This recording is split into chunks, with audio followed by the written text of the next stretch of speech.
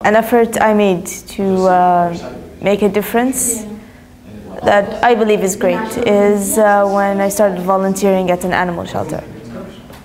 Most people don't think that that's really important or really relevant what I do, but when I see the animals that we rescue finding their forever homes, it makes a difference to me, and I know for sure it makes a difference to them. Two of my cousins are autistic.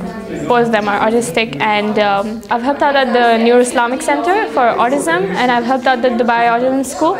I've volunteered a couple of times, and I think maybe it doesn't make a difference on a big level. I mean, you know, just me helping a couple of kids might not make a difference. I mean, it might not do anything to other people out there who are autistic, but it's me, you know, and I help them, and I think in a little way I'm helping my cousins, you know, I'm learning something from the children, and then I'm going home and then I'm meeting my cousins and I'm helping them, and they're learning from it. So even though they're not enrolled in the same school, I'm helping myself by helping others. This given Friday after the prayers, I just go down, you know, just to get my car washed, and I see this person is very improperly dressed, and there were this few hundred pigeons, you know, that were kind of eating food. In the car park itself. Since I felt something wrong, I called the police then and there. Sharjah police comes along, and then I have a discussion with them, and before I can even turn right, you know, they're not there anymore.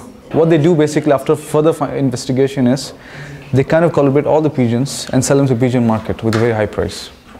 My school days, that's like around 4 or 5 years back, we used to have construction workers and laborers to work on the gardening and all that in school.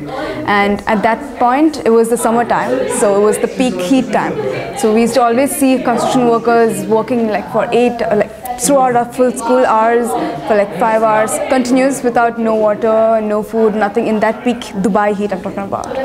And so through my classroom window, during my class time, I used to pass out, people used to come and they used to just peek in and everything, and I used to pass out a bottle of water.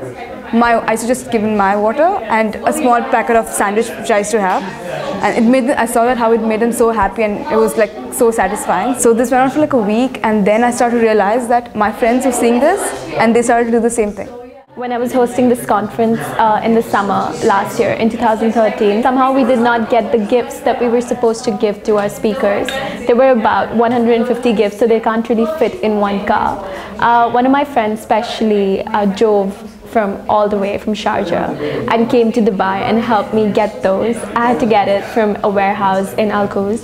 So I think that small effort is what really made me happy, and each time I look at him, I'm like, thank you so much. I remember this one time when I was a kid, my houseboy would keep whining about how he did not know how to speak in English. One fine day I just went up to him and I said, okay, you know what, I'm going to help you, and I will teach you how to speak English and how to write in English, and you don't have to feel so bad about it anymore. And today he's a really happy person, and the blessings he keeps giving me is just so wonderful. It makes me think that if something so small I did made a difference in someone else's life, it made me so happy that it made me want to help even more people.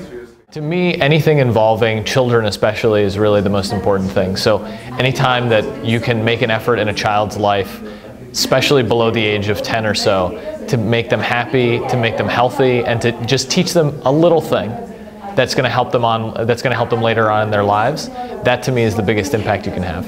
I remember growing up in a particular neighborhood in New York, and I got a great opportunity to go to a private school, and my English professor would sit there with me after class every day. I had a very thick Brooklyn accent, and he would sit there with me and help me and encourage me to modify the way I spoke, or at least to help me get to the point where people could understand me. And that was very helpful for me in terms of going on in the future, becoming a lawyer, and then becoming a professor as well, and teaching other people how to talk.